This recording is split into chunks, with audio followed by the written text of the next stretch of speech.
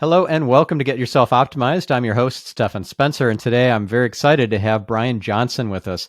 Brian is the creator of Optimize and the founder and CEO of Heroic. He spent half of the last 25 years as a founder and CEO and the other half as a philosopher. As a founder and CEO, he raised $20 million and built and sold two market-leading social platforms. As a philosopher, he served tens of thousands of people from nearly every country in the world with his Optimize membership and trained over 3,500 people from 90 plus countries with his Optimized Coach program, which has been scientifically proven to change lives. Brian's YouTube channel has 20,000 plus subscribers and 20 million views, and his podcast has another 13 million downloads. He's featured in the documentary Finding Joe on Joseph Campbell and the Modern Hero's Journey alongside Deepak Chopra, Laird Hamilton, Tony Hawk, and the late Sir Ken Robinson. Brian, it's so great to have you on the show. Stephan, thank you for having me on this show. I'm looking forward to our connection. Yeah, me too. So let's first of all start with a bit more on your backstory, your origin story. How did you end up getting so focused on this idea of optimization? It's a great question, and was raised in a conservative Catholic family, first generation college student. Was recruited by a large firm. Went to a leadership event and was introduced to Stephen Covey. 7 Habits of Highly Effective People. This is, when is this? 1995, maybe? And was introduced to the idea that you can actually optimize your life, that you can actually deliberately, consciously, proactively shape your life. And that led me on a journey of trying to understand what it is that makes great people great, kind of that 0.0001% that go out and make a real difference in the world. And that thinking kind of evolved into how do you integrate ancient wisdom, modern science to create your best, most heroic life? And yeah, tons of details we can go into there, but that was kind of the pure origin. Okay. Now, what does ancient wisdom mean to you? I've got a few guys on my wall back there. We've got Aristotle, we've got Epictetus. I'm a huge fan of Stoicism and student of Stoicism, but ancient wisdom across all cultures. So not just the ancient Stoics, but the ancient Greeks, the ancient, Taoist thinking, Confucian thinking, Buddhist, Hindu, etc. I've really immersed myself over the half of the last 25 years in studying that, and then bringing it into modern science and showing that the positive psychology movement was founded on the core virtues of each of those wisdom and faith traditions. So that's been kind of my quest, is integrating those two things, creating practical tools we can use in our modern lives. But ancient wisdom, Stoics, you got to love good Epictetus, Marcus Aurelius, little Aristotle here and there. Yeah, Marcus Aurelius in particular, I resonate with. Awesome. And are you familiar with Ryan Holiday's books, I'm guessing? Of course, yeah, we featured a bunch of them, traded emails with him today. He's actually pretty close to us here in Austin. And Obstacle is the Way, The Daily Stoic, what is it? Ego is the Enemy and Stillness is the Key. Haven't read his newest one, but huge fan of Ryan and The Daily Stoic. If you want to get into Stoicism, I always say go to thedailystoic.com, check out The Daily Stoic, and huge fan. Yeah, he is awesome. Cool. And let's talk about these practical tools that you can distill out of ancient wisdom. What would be an example of that? It's interesting. I was actually curious. What do you love about Marcus Aurelius? Just to kind of flip it around, and then we can go into some practical tools. And I actually was reading something this morning, which is an interesting segue. But I was kind of hit by oh, cool. What do you love about Aurelius? I don't know where you sit in this side of like past lives and all that kind of woo-woo stuff. I'm very much on that. Even though I'm a biohacker and a scientist and all that, I definitely I sway woo-woo. So to me, Marcus Aurelius is somebody who resonates with me, and in I don't know. I just have a knowing that I had some sort of interactions with him, or that he was somebody important. And I don't have it's not like I cite a favorite quote or book or something like that. It's just a knowing. I don't know. Does that sound too out there?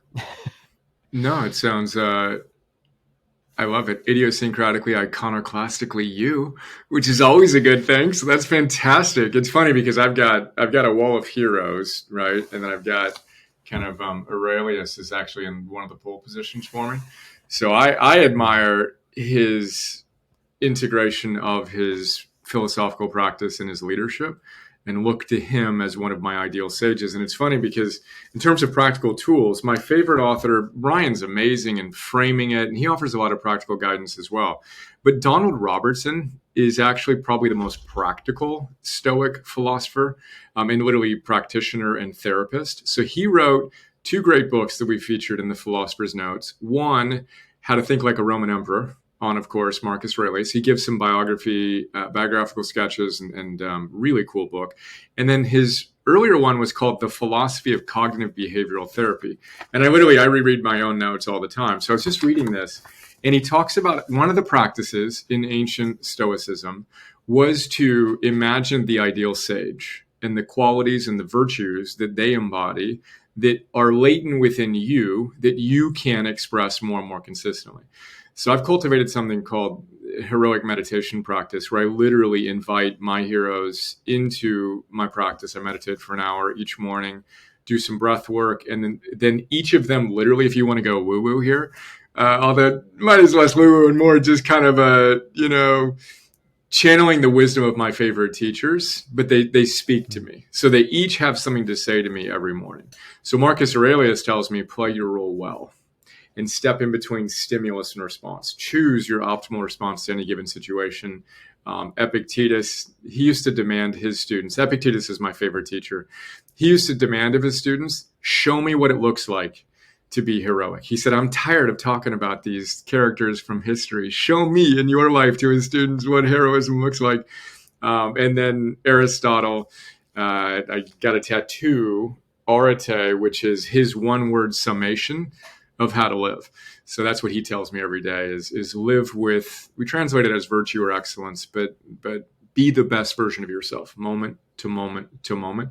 I'm saying a lot, but that's a practical tool to actually think about who your top 1, 2, perhaps 3 heroes are, and what do they have to say to you?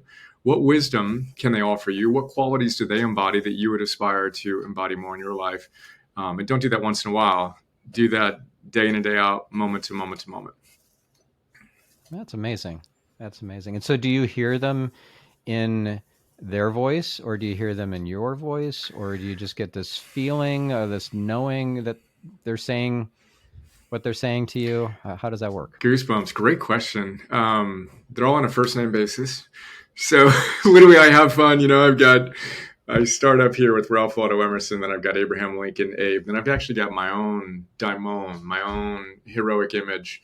When anyone starts on our team, we send them a image of themselves and the heroic thing. We've got Steve Jobs up there. We've got Marcus Aurelius. We've got my beloved coach, Phil Stutz, who's the only other living person on there. Then I've got, again, Joseph Campbell at the bottom. So they all we're on a first name basis. So, I really try to connect with them as if they're alive and we're having a conversation. And then they're very directive. So they're very, and sometimes demanding. And I kind of do it in the morning, and then I actually do it at night. So in the morning, it's pretty, let's go. At the night, it's a review. Oftentimes it's, hey, you did this well. You can work on this a little bit, which is another ancient practice, by the way. Start your day with intentionality, end it with intentionality, use the data from the day to get just a little bit better so you can get yourself optimized. But yeah, it's obviously me speaking on their behalf, but I feel their presence and feel their directiveness and the declarations and demands in what I perceive to be their kind of tonality and all that good stuff. Yeah, I've had conversations with Gandhi and King Solomon, and yeah, that's great. I'd love to hear what Gandhi and King Solomon say to you.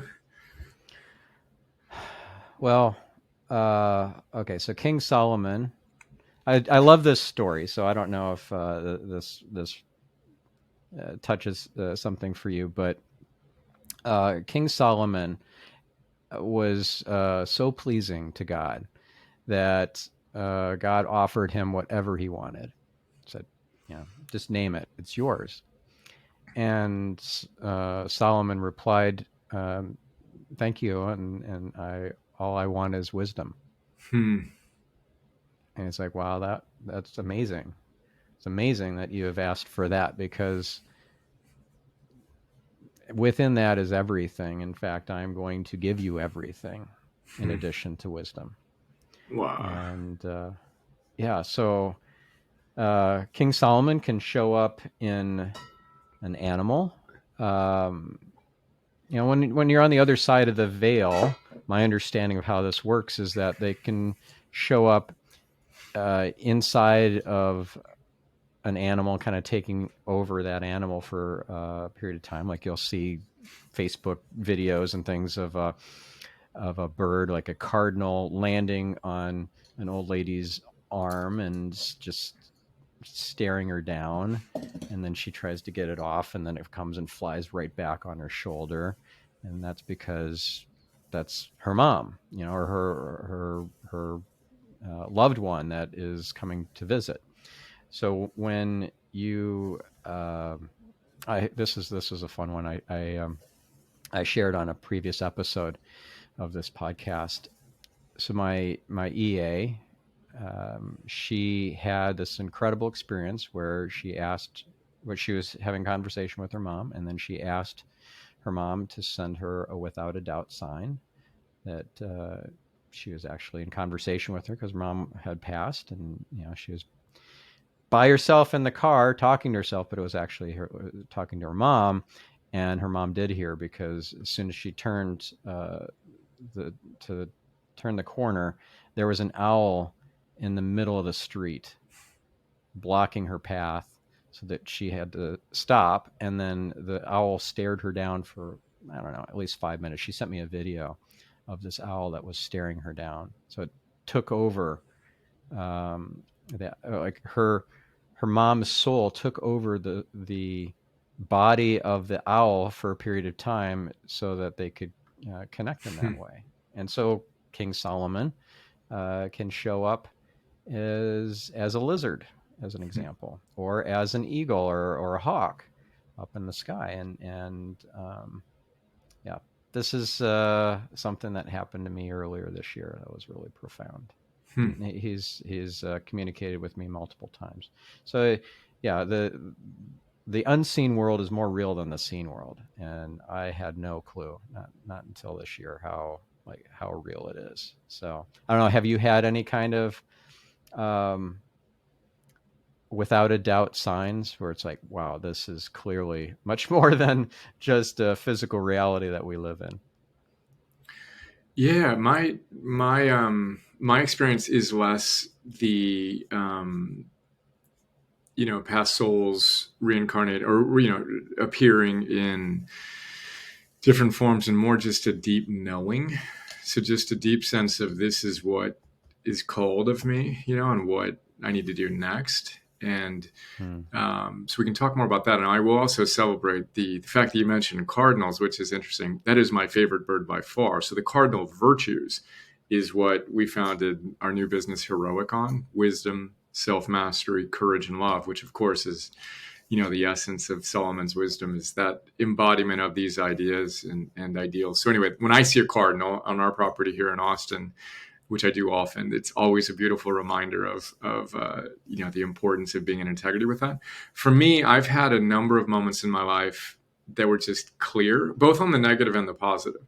So, when I started my career, after that company successfully recruited me, first week, driving home from work, pulled off on the side of the freeway and threw up. Very physical, just experience of that. This is not my path. That's happened to me a couple other times. And then stated positively, just deep sense of knowing that this is what I am here to do. And then that willingness to pay attention more and to actually take that next action. So that's kind of, I'm find myself fully occupied by this reality, and then connecting in my own way through my own stillness and my own practice. But yeah, in a little different kind of my own idiosyncratic and often iconoclastic trusting of that experience. But yeah, beautiful stories. Thank you for sharing. Are there certain abilities, paranormal, extrasensory, supernatural kind of abilities that you've noticed have appeared in your life at all? I'm just curious if you've had any kind of prophetic dreams or visions, anything that sticks out as, like a knowing that turned into something that maybe saved your life or saved somebody else's life, or something that's like, whoa, that's wild. Yeah, I'm not sure it's going to pass your test of wild, but I find it wild. And it's funny because you mentioned Gandhi; he's on my wall back there as well. And if there's any superpower, our new business is called Heroic, which I can tell you about the knowing I had on election night 2020. Woke up 1:35 a.m. and again, politics aside, just appalled and really, we can do better than this. And practice my philosophy, which is anytime I find myself off center, I do something I call targeted thinking, which has two parts. One, get clarity on what you want. Don't complain about what isn't working, but get clarity on what you want. Have a clear target. And then two, ask yourself, what do you need to do in order to take the next step toward that? So at 1:35 a.m. or so, it was clear to me that I wanted to help create a more noble and virtuous world. And this was one of those epiphanal, life-changing moments. So I wouldn't say it saved my life. I would say that it could save many people's lives in terms of what we're going to do on the other side of this decision.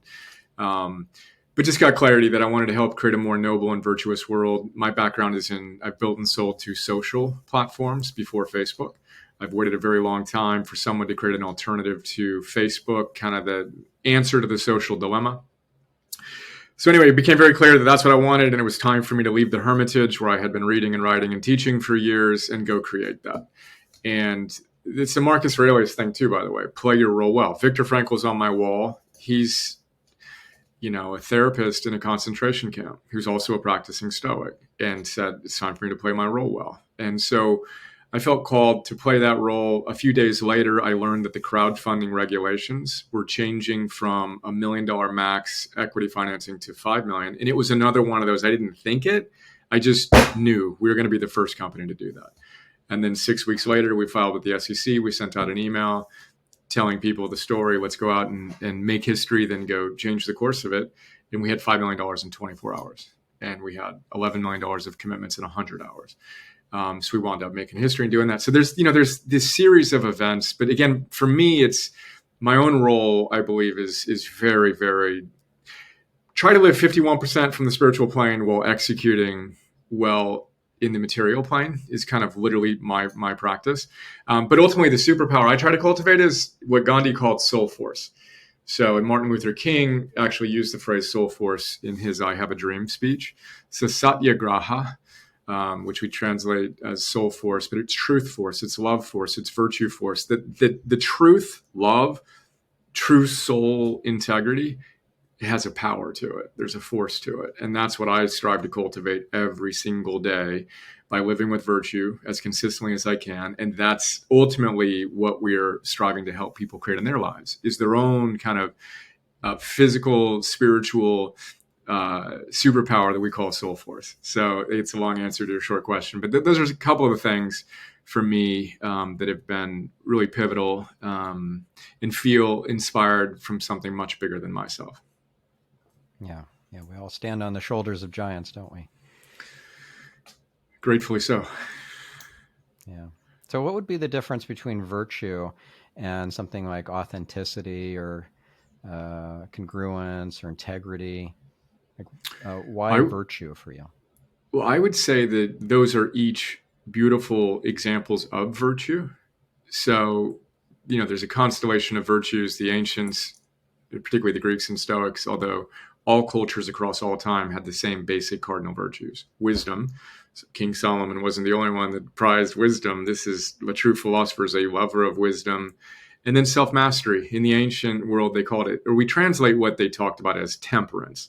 But that's a very weak translation of what they actually meant, which is, can you cultivate the ability to do what needs to get done, whether you feel like it or not, moment to moment to moment. So I call that self-mastery.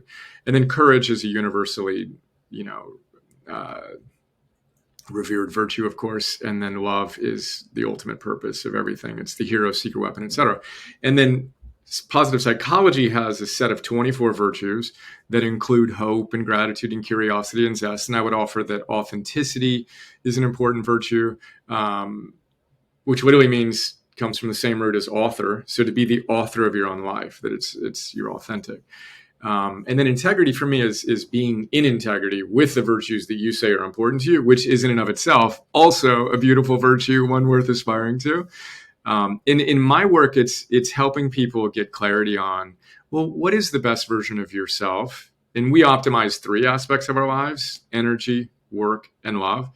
And sum it up and say, look, if you can get your energy, your work, and your love right, you're doing pretty well, if not more than 80% there. Who are you at your best, energy-wise, work-wise, love-wise? See that identity, live from that identity, and then what virtues does that version of you embody? And again, in your own idiosyncratic, often iconoclastic way. And then the ultimate purpose is put those virtues in action. Not once in a while, but today, moment to moment to moment. And you do that, and ancient wisdom, modern science say, you will flourish, is what Martin Seligman describes it as in his book by the same name, or what Aristotle would describe as, you will have eudaimonia, which daimon means good soul. So that soul, that best version of you, when you consistently show up as that best version of you, it's as if that inner soul is being expressed and there's a light to that. And so anyway, virtue to me is the conduit through which we can more and more consistently hit the right targets and show up with integrity to our highest selves. So how did you take your virtues and apply them to the raising of the $5 million and getting that whole thing started? And like how do your virtues, how are they embodied in that company? What a great question. So in my meditation, I do 60 minutes. I do about 12 minutes times 5.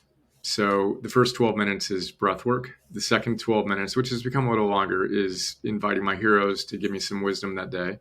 And then the third set of 12 minutes is walking through, we created a virtue compass in which we place wisdom in the north position, self-mastery in the south position, courage in the west position, and love in the east position.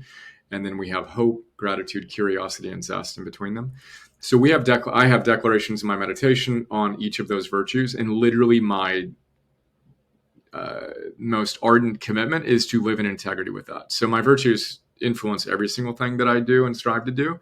So wisdom, the declaration that goes with that is, I know the ultimate game and how to play it well.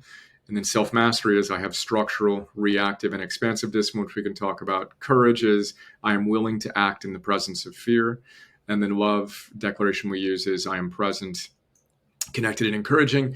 And then hope, we've got declarations, gratitude, curiosity, and zest. And I'm literally aspiring to use each one of those. So the specific example is, before I sent out the email, after we filed with the SEC, 6 weeks after that epiphanal couple of moments, it required the virtue of courage to send a very long letter to our community. I was pretty confident we could enlist and get some support from our community, but you just don't know until you do something like that. So literally, it was a very deliberate act of practicing the virtue of courage to be willing to act in the presence of fear and hit send, which again, many times in my life, I've approached a door that had fear on it and I left it shut.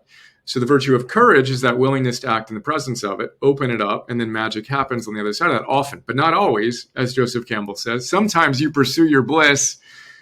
There's a good shot for bliss, but there's also a chance of fiasco. So that willingness to say yes to it all is obviously a key part of a good life, according to Campbell. But courage was an easy virtue to explain. Love, the hero's secret weapon in ancient Greece, the word hero meant protector. So a hero's secret weapon is love. And great leadership, according to all the scholars and common sense, is love. It's love for the opportunity to serve the people you're blessed to serve, for the people with whom you do it. So there's all these opportunities to embody them more and more and more. When I sit down for my meditation, there's self-mastery. When I envision my ideal future, that's hope. When I appreciate my wife and my kids and you in this conversation, that's gratitude. When I look at what's working in my life or what's not, that's curiosity. When I show up and do my workout and eat well, that's zest, which interestingly, by the way, and then I'll be quiet, zest or energy is actually the virtue most highly correlated with flourishing, according to the positive psychologists, which is a fascinating thing. So taking care of your physiology drives your psychology to a much greater degree. It's obvious, and I know you know this, but it's one of those things that's interesting to see modern science affirm. So yeah, I'm striving to practice those all day, every day, which again is why I've got this tattoo, which is kind of the meta virtue of if you're capable of doing this in any given moment and you're doing this and there's a gap, that's where regret, anxiety, disillusionment exist. Your daimon is here, your demon, which is this just the diminutive of daimon, you let them take over. But if you close the gap, live with arte, then you high five your inner soul is how I playfully describe it. And you experience eudaimonia, which is that deep sense of energized joy and fulfillment that comes when you're living in integrity with your deepest values. Yeah, in a way that's like you're above everything in a perspective of being aware of your awareness. You see the bigger picture. And then all in, committed to the next moment with zero attachment and a commitment again to that something bigger. So it's that beautiful dance that's impossible to describe, but why I meditate for an hour every morning, Stephan. And on my good days, I do another hour. In the evenings, that's hard these days. So I got to get back to that, but another 10, 15, 20 minutes to stay connected to that source. And as a lot of great teachers say, just keep yourself screwed in. You're just a little bulb, but you got to keep yourself screwed into the ultimate light. And I think it's all these practices that allow us to do that. Yeah. They say that praying is talking to God and meditating is listening. So I'm curious to hear your take on that. Like, is that how the conversation works? I think so. I think slowing down long enough to allow the truth, that soul force to kind of settle in. It's astonishing to me what a good meditation practice does. And I do it because it works in a very practical level. I'm a very, very, very, very, very practical guy. And I want to show up and play my role well. So the dissolution of a lot of the stressors, this become clear in the midst of it. The clarity of the vision becomes clear. And that erodes if I am plugged in too much. I don't read digital news. I get The Economist once a week. Perfect. I know the state of our world right now. I don't need to be in a cacophony of an echo chamber blowing my consciousness up. I want to separate from the material world enough to connect to something bigger than myself. And then I forget who said it, though. A great suffragist who said, I pray every moment of my life with every action I take. There's this, every moment of our lives becomes an act of prayer. I think when we approach it with King Solomon's, mentality of that true commitment, again, to bring it to Aurelius, to play our roles well, not once in a while, but moment to moment to moment, where every moment of our lives is dedicated to that deeper purpose and we would say heroic service. Mm-hmm. Yeah. Now you mentioned a little bit ago that sometimes you open the door and instead of bliss, you get a fiasco. Can you share an example of a scenario like that for you? Stephan, I can share many examples, and I appreciate the invitation to do so. I went to law school, knew I didn't want to be there. That was another one of the moments where I threw up on my way, moved into the apartment, knew I didn't want to be there. But, I was living, this is 25 more years ago now, get a stamp from a top 10 law school saying I'm a smart guy, but I knew it wasn't right. Boom, fiasco, dropped out, yet followed what little bliss I had and coached a Little League baseball team, which led to my first business, which is a whole nother chat. And then, I created a business, had a breakfast with Stephen Pressfield, who said, hey, have you ever thought about the great writer of The War of Art and other creative books? Have you ever thought about creating a modern day Plato's Academy? And it was one of those choir of angels moments, which I've had on the many different several different instances. And I'm like, oh, that'd be amazing. And then I went home and proceeded to do exactly the wrong thing. I raised a couple $1,000,000. I spent a couple years of my life building something that was just the wrong direction. Had to blow that up. It's a fiasco. And again, as I like to playfully lean in here, I've earned these gray whiskers. So I think that the wisdom is embracing that and embracing the imperfection of life and the importance of mistakes and allowing that to be part of the process rather than something that we're shaming ourselves about, etc. Those are two seminal ones for me. And again, on the other side of it, you can see that that was exactly what we needed in order to catalyze our growth. And I can give you, all kinds of micro ones. We teach our kids this, that there are no perfect human beings. Abraham Maslow, who's down there, says, and the way I joke is you and I won't be the first. So we teach our kids this, 9 and 4. And literally my son will be like, there are no, I've made like 10,272 mistakes in my life. Nobody's perfect, like just embracing that willingness to learn and experiment and have a true growth mindset is obviously so important. Yes. Now you mentioned Stephen Pressfield and his seminal book, The War of Art. Is there something from that book that really speaks to you or that you want to share with our listener right now? Well, first and foremost, highly encourage if you're a creative artist, which would be all of us. I think you'd love the book, The War of Art. He's got Turning Pro, Do the Work. He's got so many other great books. Highly recommend his stuff. We do have Philosophers Notes on those too, where I actually talk about some of my challenges. He talks about resistance. My coach, Phil Stutz, would call that part X. The ancients would call that, again, your daimon is the best version of you. Your demon is the diminutive of that. It's that, proverbial good guy, bad guy, or whatever on the shoulders.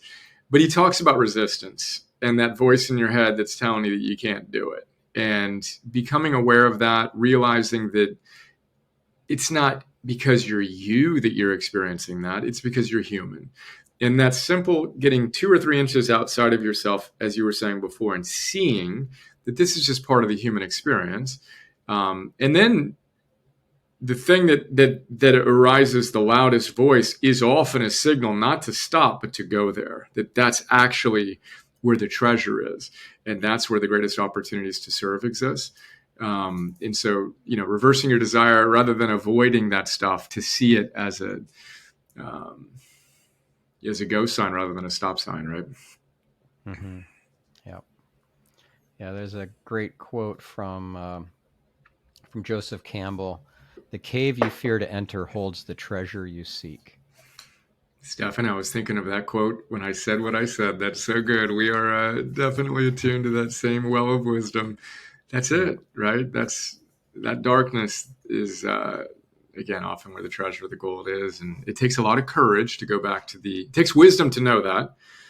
And then it takes self-mastery to get yourself in a position where you can actually hear that wisdom more and more consistently. And then courage to confront it. And then the ultimate power is love. You do it for something bigger than yourself. Then all of a sudden you find you got a lot more power than you think when it's not just about you, right? Yep. You're either in service mode or in self-service mode. So if it is all about you, you're in self-service mode and nothing works when you're doing that. So what would be an example of a breathwork experience that you had that maybe led to some sort of epiphany or shift in your life? Yeah, so I'm a huge fan and student of Patrick McGowan. So The Oxygen Advantage is his seminal book, although I think he has a new one out now too. And his basic idea is to breathe right, paradoxically, you need to breathe less. And you need to get good at tolerating a high level of carbon dioxide. So it's a longer chat. Most people breathe through their mouth rather than their nose. You want to breathe through your nose exclusively. I wear tape on my mouth at night to ensure that I'm breathing through my nose. My wife does. Our kids are starting to. When I train, I'm breathing through my nose. It allows for a much more impactful oxygenation of your body. And again, longer chat there. But I've practiced that for years. And for me, I'm less about epiphanal moments per se, and I'm more about showing up. and doing it consistently. And I find that when I do that, then my peak moments, I can build up scaffolding such that that becomes pretty close to a baseline. And if I get off, I know how to get back to that. And so I've practiced that. I've meditated every day, but one day over the last 15 years. I've practiced that for maybe 5 years now. This breathing less to breathe right. And I used to be a super anxious kid, scared of everything, and had chipped away at that with meditation practice. And nutrition surprisingly changed my anxiety levels dramatically when I removed grains, which were something that didn't work for me personally. But the breath work is actually what did it the most. Just cultivating that deep sense of energized tranquility, that calm confidence. It's what all the Navy SEALs teach. It's what all the great spiritual teachers teach, is connect to that. I mean, soul in many languages is breath. So our breath is the most powerful conduit to that best version of ourselves and to that ultimate ethereal, as you said, the invisible world, much more powerful than the visible world. And that breath is almost like that perfect conduit in our, I believe, most direct way to connect to that invisible world, which is why it's such a fundamental part of my practice. Yeah, that's awesome. And thank you for sharing all that. Now, the anxiety was addressed very effectively through breath work and through nutrition.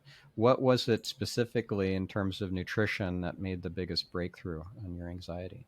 Grains, removing grains, vegetable oils. Yeah, I mean, I was a low-fat vegan for many, many years, and had migraines, had anxiety, and it worked until it didn't work for me. And I respect everyone's path, and that's a very slippery slope, which I don't go down in my work. I talk about general food rules, but for me, my wife had some skin issues that she needed to address before we had our first son. So she was willing to explore something called Whole30, which seemed insane to me at the time, which invited you to remove grains and reduce inflammation and do this and that. Within days, issues I had on my skin resolved. My consciousness dropped down a level, and I had been meditating for years and years before that. So again, for me, that was a fundamental life-changing thing. It Starts with Food was the book that literally changed my life in that context. But again, idiosyncratic pathways, we all have them. But that was a big deal for me. Sleep, I didn't mention, and I should mention, because sleep is actually my number one fundamental. I prioritize that. Sleep is a sport for me. I've got an Oura ring, and I go to bed with the kids. We went to bed at yeah, great. 6:45, 7 p.m. It's the winter, so it's an hour and a half after the sunset. But sleep is a sport for me. That's actually by far my number one. Then nutrition, breath work were kind of the sequential things. And of course, meditation. But if you're not doing the physiological things, you can meditate all day, every day. And if you're not eating, if you're not moving, which is another obvious thing I didn't state, but eating, moving, sleeping, breathing, focusing your attention, those are the top 5 fundamentals that we teach in our work, each one of which, triangulates to a place where you have that calm, confident center point. And when you inevitably get off it, you know how to get back to it by dialing in those fundamentals. Mm-hmm. Yeah. So you're using your Oura ring to help you determine if you hit your numbers, and if you didn't, then what do you need to improve to hit your numbers the next night? I see you were wearing a really big watch. Is that also monitoring stuff, or is that just a watch? Yeah, this is a Suunto watch. So I do heart rate training. I'm a big fan of philmaffetone in training in an aerobic zone. So burning fat for fuel is another idea that I'm a big fan of. So that's why that's a big old, that's a heart rate monitor kind of connected watch every single day. Throw that guy on, except for today, it was recovery day. And yeah, obviously you being a biohacker, just that, what are the analytics we can use to help guide the process to know concretely? There's the qualitative, which is always going to be, frankly, most important, but the quantitative data is going to help elucidate what's working and what's not working. And yeah, I've gotten a lot out of both of those. Just got a cold plunge. Cold's my big thing these days. That's insane what that does for resting heart rate and heart rate variability. As easily measured by an oximeter, which I use every morning when I start meditating, and via the Oura Ring, etc. So how often are you doing cold plunges, and for how long? And is it into ice baths, or is it into a cold lake, or how do you do it? Yeah, so I used to go to the local, store and get the ice bags and put it into the bathtub, and then we just got something called the Cold Plunge. I'm not paid to promote them, but thecoldplunge.com. Beautiful plunge that you can get into. You can set the temperature. I think we got it set at like 56 degrees right now, which is a good kind of entry level temperature. My wife is getting into it, so we're kind of going at that. I do it for 3 to 5 minutes at a time.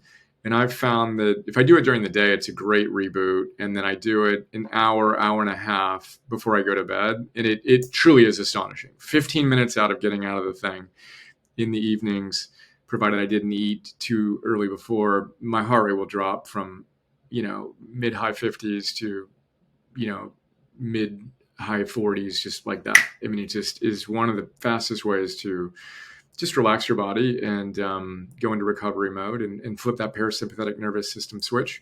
So we get a cold plunge, still getting it regular, but most days. So last couple of days off, I do it with my 4-year-old daughter. She comes in and gets in knee deep, and then we'll get her back wet and stuff. And she has fun doing all these things, breathing through her nose exclusively. We use red lights all night. It's fun. You can make all this fun, and we certainly are. That's awesome. So the red light therapy, what have you found from doing that? Well, I follow my wife's lead on a lot of things, including this. And the number one thing for us is we just don't turn on lights, frankly, ever. In the winter, we do once in a while, but definitely not at night. So our 4-year-old can tell you that, bright lights will dysregulate your melatonin, mess up your melatonin. And of course, there's a seesaw relationship between cortisol and melatonin, and we didn't evolve to have the blue light stimulation, et cetera. So we call it a digital sunset, where all electronics go off, no bright lights on in the house, and we're just attuned to the circadian rhythms and allow for darkness to be present when it's time for darkness to be present. My wife can speak better to the therapeutic benefits. I just know that, we got a Juve light or whatever it's called, but I just know that I don't like bright lights. So we'll use the red lights when the sun's down. Yeah, that's cool. And you mentioned how you go to bed really early, especially during the winters. Like that must be, I don't know, like a hard thing to do when people want to talk to you in the evenings, or there are events where you're being invited to a networking function, some sort of mixer event, and it's in the evenings, and you're like, nope, I'm going to bed. Like, tell me more about that. Yeah, Stephen Covey comes to mind. He says, when you have a deep enough yes, it's very easy to say no. So I have become very, very clear that the game that I'm playing is to Aristotle, Eudaimonia via arte, have a good soul by living with virtue, show up and serve heroically. And I know when I'm at my best, and I know how I'm going to cultivate soul force. So I have very, very bright lines. We live in the country. We're 30 minutes outside of Austin. And I have a very simple life. I show up, I train like an athlete. I strive to be a noble leader, and I strive to be a soulmate to my family and my team. I don't do networking events. I don't do anything outside of the things that I've decided are going to be part of a life that I'm committed to living, and I don't apologize anymore. That's been the big shift. There's a phase there where you're the weird one, and I'm way past that phase. Now it's, I am that guy, and I get paid to be that guy. And, as Krishnamurti said, it is no measure of health to be well adjusted to a profoundly sick society. So because the majority of the population is suffering from either weight issues or anxiety or depression or diabetes or cancer, I mean, these are signals that it's not a good idea to be like the average person these days. Frankly, it never has been, but it especially isn't these days. So to me, that's another reverse indicator that, everybody does it perfect. I'm going to pause and check in and decide whether that's in integrity with what I think is best for me and for my family. So it's easy for me at this stage. I'm done. Working late for me is like 5, 6, and that's too late during the winter, frankly. I need to cool my brain off. And the ancient Roman Senate got this. They didn't allow anything into their calendar of the day after what do they call it, the 10th hour? 4 p.m. basically, depending on the season, because they obviously went with sundials and all that good stuff.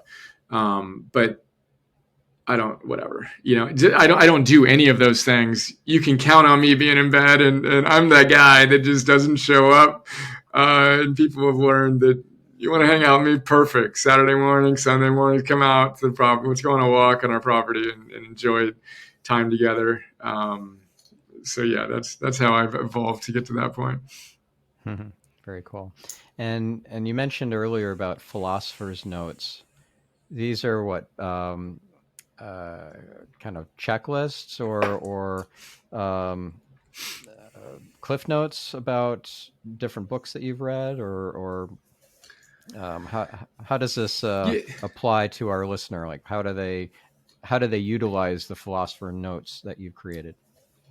Yeah, so mini Cliffs Notes is one way we've described them in the past, but basically 6-page PDFs, 20-minute MP3s you can access on the web or on our app, iOS and Android. Optimize.me is where you can find all of it. And when you read a great book, there's those sections that you asterisk and you underline and you mark all up. Well, I pull them out. So that example that I shared with you of the ideal sage, that's a big idea from this great book that is part of a 6-page philosopher's note. So, the idea is more wisdom and less time. Most people don't have time to read full time, which is what I did for the better part of 10 years. And I created 600 philosopher's notes. So basically all of the great books on Stoicism, on modern science. We've got 70 books on modern science. You want to understand what positive psychologists have to say? Perfect. Distilled nearly every single title in that domain. So it's more wisdom and less time. Those big ideas you asterisk, underline, mark up, they can literally change your life. Any one idea can change your life. We literally have 600 times 5,000 of big ideas. So that's the Philosopher's Notes. And we've been blessed to have tens of thousands of people, actually hundreds, sign up for it. It used to be a premium offering. So it used to be $250 lifetime, $100 a year. It's now free. We unlocked it a couple months ago, and 100,000 people signed up in the first 75 days since we did that. And, just feel really blessed to be able to support people with that. And we've gotten a lot of great feedback. That's amazing. That's very generous of you. And so now if somebody signs up for free on optimize.me, what's the ascension model or the buyer's journey so that they can monetize and you get some revenue from this? Yeah, so two things. One, the Optimize entity. So we have two companies. Heroic is my new business, which I'll share more about in a moment. And then Optimize has what used to be a premium offering. It is now free. And it also has a coach certification program. 50% of the people who go through it because they're coaches or want to be coaches. The other 50% go through it because they want to understand how I have distilled all this wisdom into a 300-day program. It's been scientifically proven by Sonia Lyubomirsky, a leading well-being researcher in her lab, to change lives and help you be more energized, more productive, more connected. And she said if she didn't do the research herself, she would have thought the data was fake. So that's optimize.me/coach. It used to be $1,000, which we were told was a very good price at that point for the 300-day program. It's now $300, and you can bring a friend for the next class that starts January 3rd, and there's a little late enrollment on that.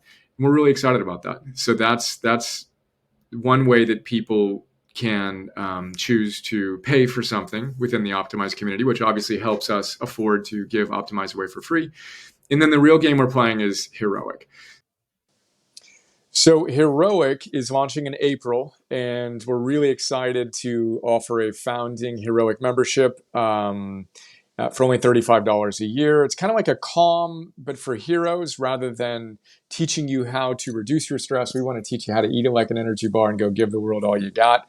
We're really excited to launch that, and just appreciate having the opportunity to share and have a great conversation with you, Stephan. Thank you. Yeah, you bet. And so if our listener is interested in becoming a founding member, like what are the perks of doing that now rather than, come April or sometime in the future? Yeah, well, currently we're offering it for $35. We're figuring out what the actual price will be. That's an anticipated 50% discount on $70. We may be a little bit higher than that. We're still figuring it out, but we're excited about that. We think that's a great price point to kind of give it a shot, and excited to welcome any of you who may feel inspired to join us. And again, let's move from theory to practice to mastery in service of something bigger than ourselves. Our unapologetically ambitious goal is we want to change the world, and this is how I raise money: is let's literally go change the world one person at a time together, starting with you and us today.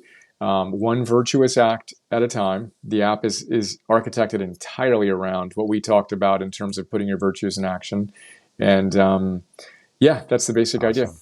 Well, very exciting. I'm tempted to sign up myself. So thank you so much for sharing from your heart and from a place of vulnerability and authenticity, and for being who you are in the world, and making that an everyday occurrence, moment by moment, not just a one-off here and there. Stephan, I appreciate your kind words, and thank you for all the hard work that you do. And I appreciate your courage just to be you. Even just that beautiful, idiosyncratic, iconoclastic embrace of its authenticity. I mean, this is it in a word, right? To be ourselves in a world that's often trying to push us in different directions. So thank you for having me on, and thank you for all the hard work you do. And thank you, listener. Now get out there and make a difference in the world, and we'll catch you on the next episode. I'm your host, Stephan Spencer, signing off.